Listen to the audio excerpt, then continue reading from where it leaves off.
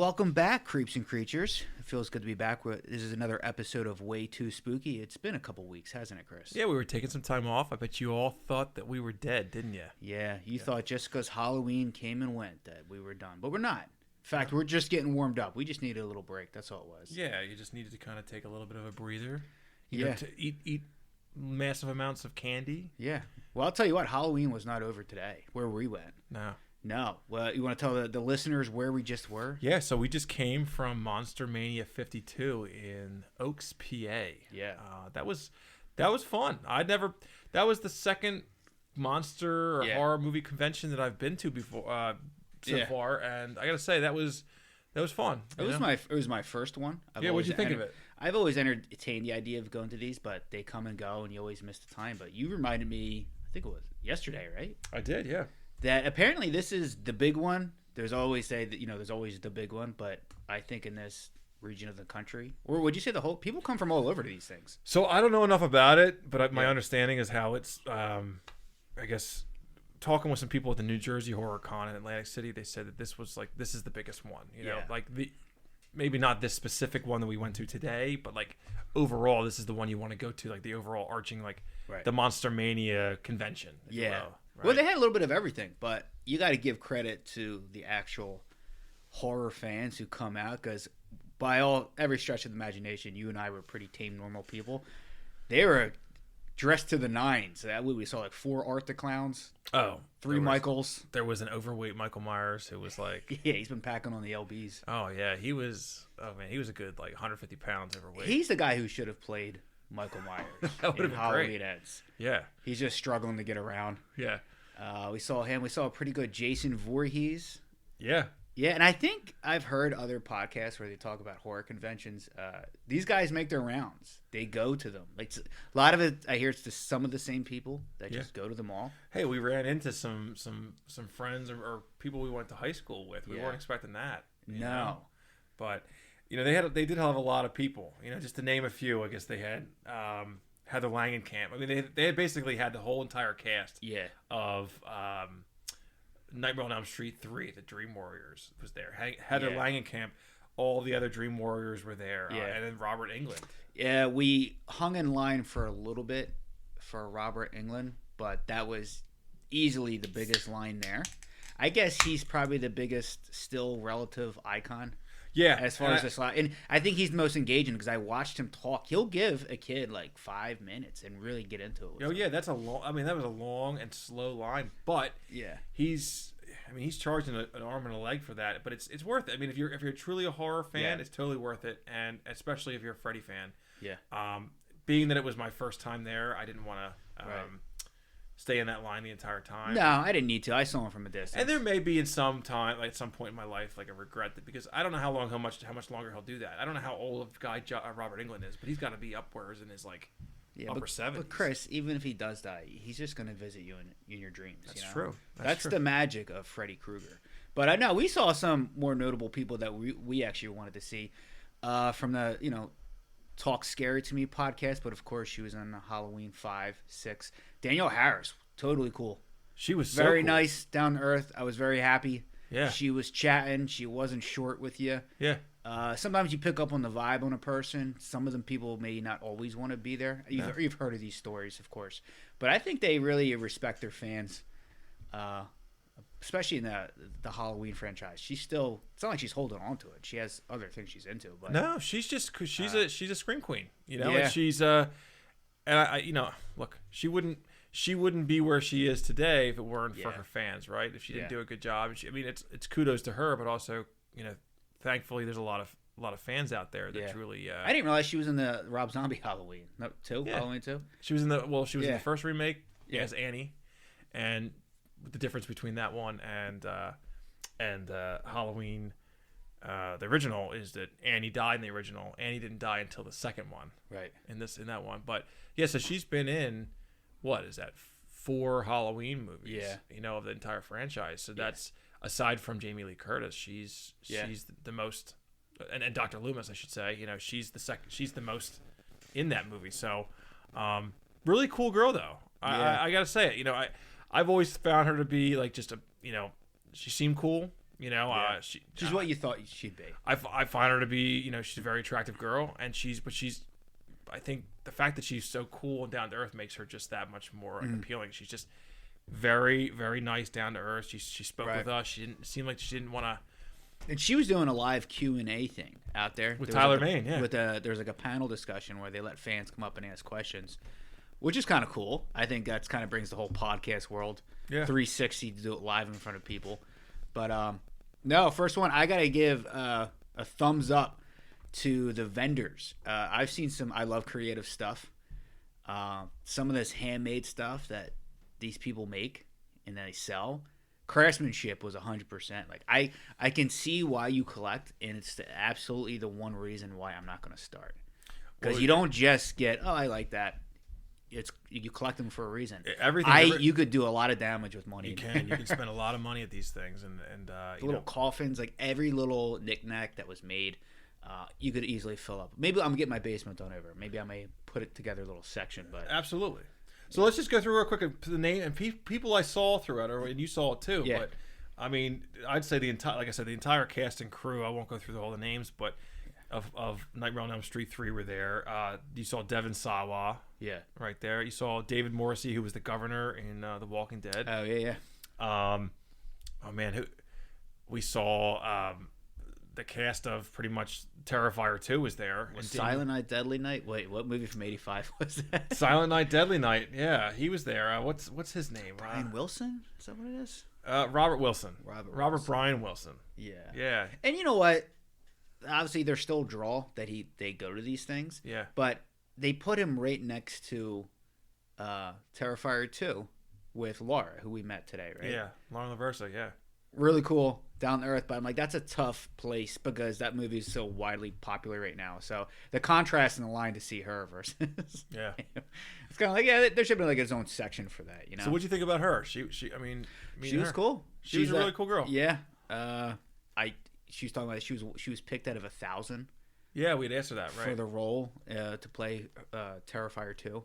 So there was a lot of people that she beat out, and she did a good job. So yeah, we did get a signed photograph of her, as well as with Danielle Harris. And again, yeah. I think we didn't get to meet anybody else like specifically because you feel bad going up to them, shaking their hand, and not giving them any forms of money. You know what I mean? But it's like, it is weird. Like here's $40. Can I? And I don't want to, I don't want to blow my wad all in one, in one take. I want to go back in future years and see other actors and actresses. But but the thing I couldn't get over was Robert Englund, right?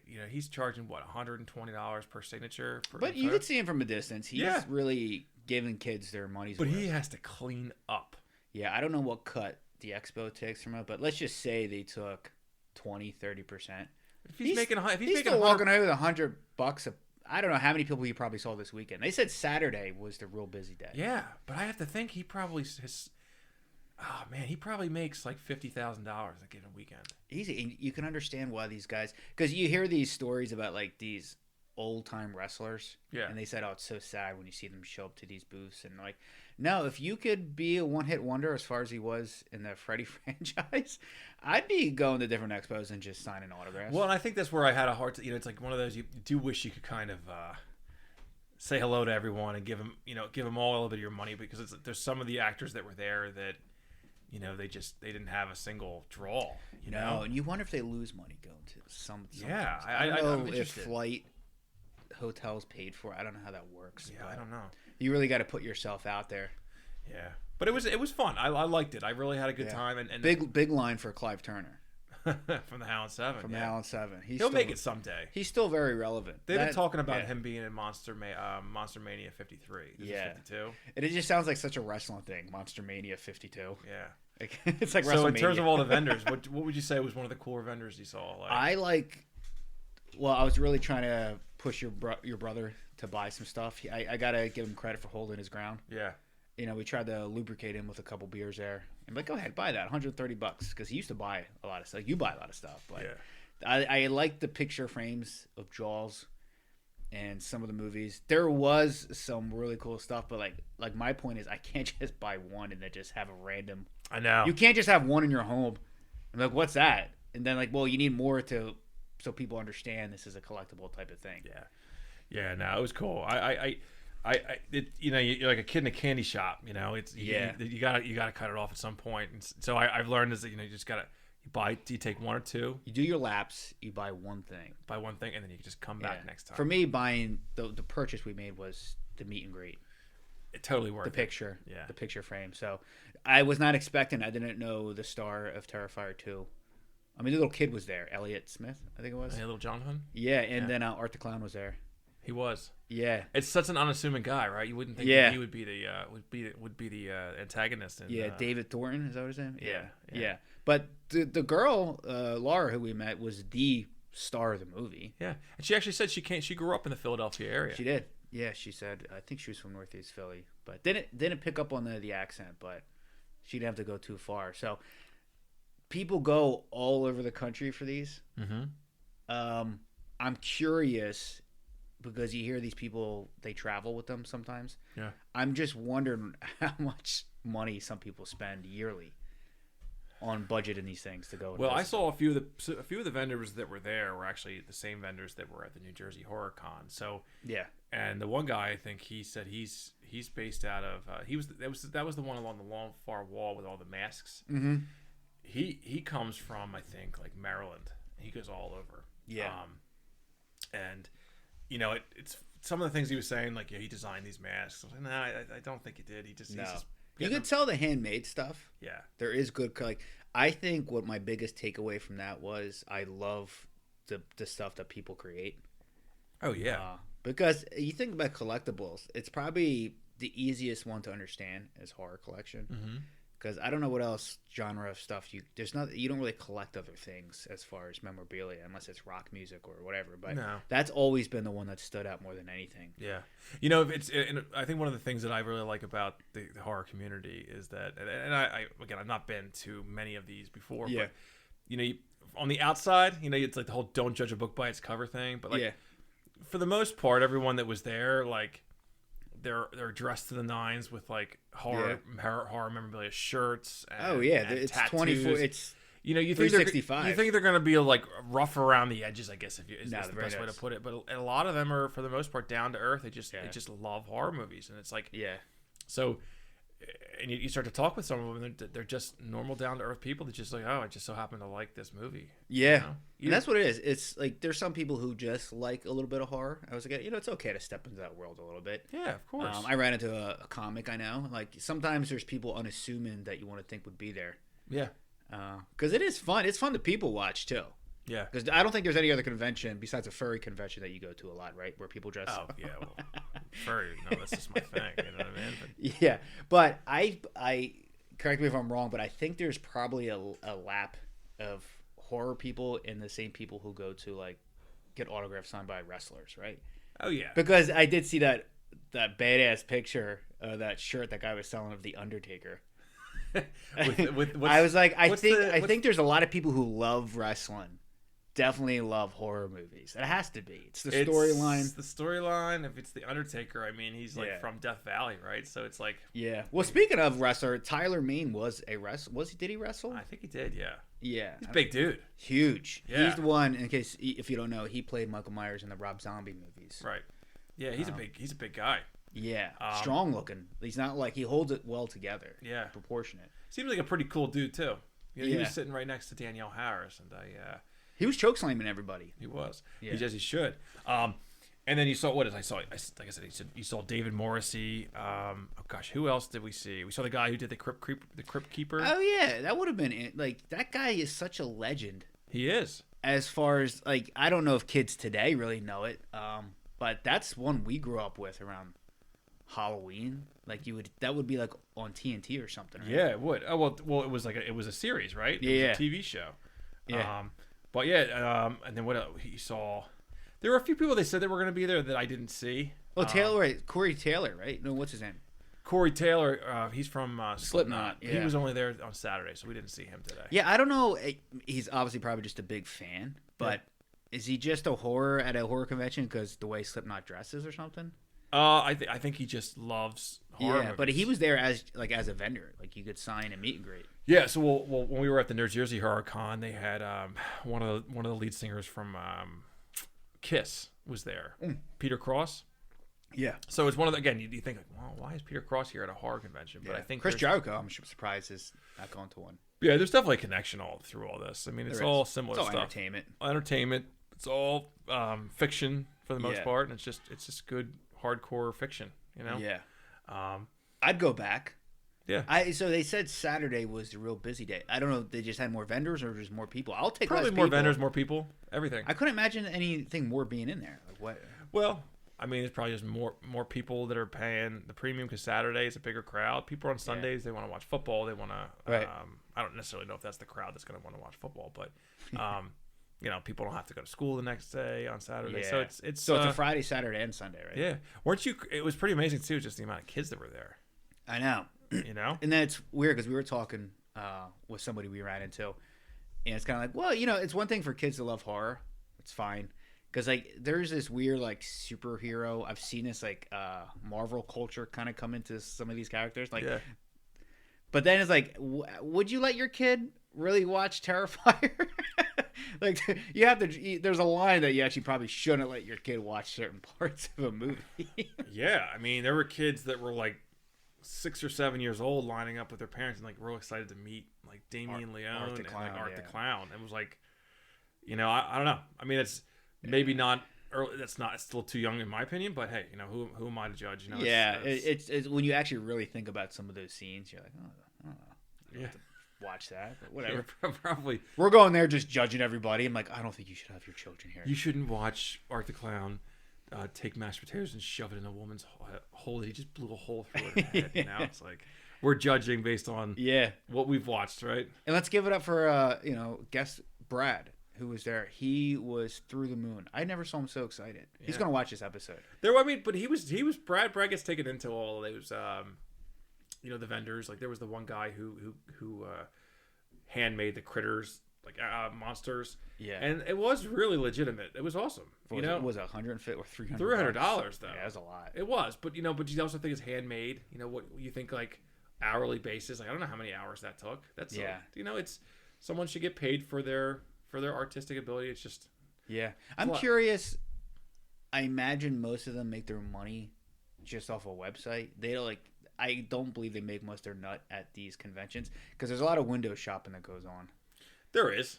Yeah, I mean it's tough. It's tough to say. It's tough to buy everything. I could see buying something and literally taking it right in to get it signed. Like I bet people do that. That's why they do a lot of the stuff. I'm going to buy this figure and get it signed. Yeah, you need something signed. But it's but at the same time, you want to help them, but you could also buy the photograph from the specific actor or actress, like Danielle Harris we did. And you picked out a pretty good one. Yeah, well, she looks good, She signed it. I was going to say, I'm like, I wonder how many photographs she signs in a weekend. Yeah. That'd be crazy. It's funny. What did I say to her? I said, you should have been in Halloween 6 because there's the famous story behind, like, they wouldn't, I think it was like $6,000 is what it would have cost her to be in Halloween 6. And they weren't willing to give her that. And, we have a special guest here. Yeah, we have a special guest, my son, Henry. Hi, Henry. How you doing, bud? We're just talking about Monster Mania. Yeah. Who's your favorite monster? Michael Myers. Michael Myers. I wonder why. I don't know. I don't know why. But no, I think that was it. This is kind of just a post-review pod. Yeah. So I guess let's just say on a scale of 1 to 4. Spookiness. What do you think on the spooky scale this Monster Mania was? I mean, for me, hello. Give you let's see. Do you think it was spooky or way too spooky, Henry? What do you think about Monster Mania? Way too spooky. I think he. There it is. There it is. I think we're gonna go with way too spooky. Yeah, that was a way too spooky experience. It was because the creativity I love. I was tempted to buy a lot of stuff. I'm glad I didn't, but that kind of checked the box for me. The two people we met were awesome. Danielle Harris and Laura. I don't know her last name, but Lavera. Yeah, she was cool. And that's it. It was a good experience, but we'll be back reviewing some movies probably in a week or so. Yeah. We got some holiday movies coming up. Yeah. That should be a lot of fun. So that's it. We're still here. We're not going anywhere. Let's give it up for Monster Mania. That was. I hope everyone had a nice Halloween and enjoys the rest of their holiday season and continues to stay spooky. Yep. Later. All right. Take care. Bye.